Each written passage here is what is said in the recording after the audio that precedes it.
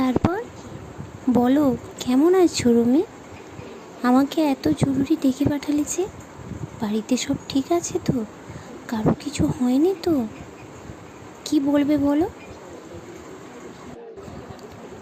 না, মানে তোমার কথাটা শুনলে অনেক খারাপ লাগবে, তাই বলতে পারছি না।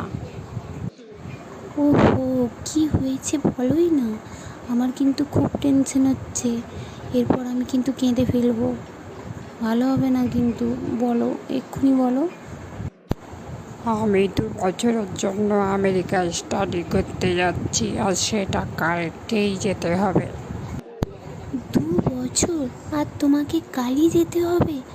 আগে বলোনি কেন? আর এই তো সবে আমাদের রিলেশনশিপ 1 মাস হলো, আর এখনই তোমাকে যেতে হবে? কেন এরম হলো বলো তো? ঠিক আছে, কোনো ব্যাপার না। 3 বছর তোমাকে চেয়ে কাটিয়েছি, আর 2 বছর তোমার অপেক্ষা করতে পারবো না?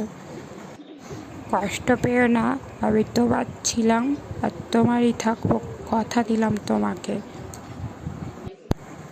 ঠিক আছে ঠিক আছে, তুমি কালকে যাবে তো? আজকের দিনটা তো আমরা আমাদের মতো কাটাতেই পারি, তাই না? আমাকে এখন খুব খিদে পেয়েছে, কিছু খাবার অর্ডার দাও।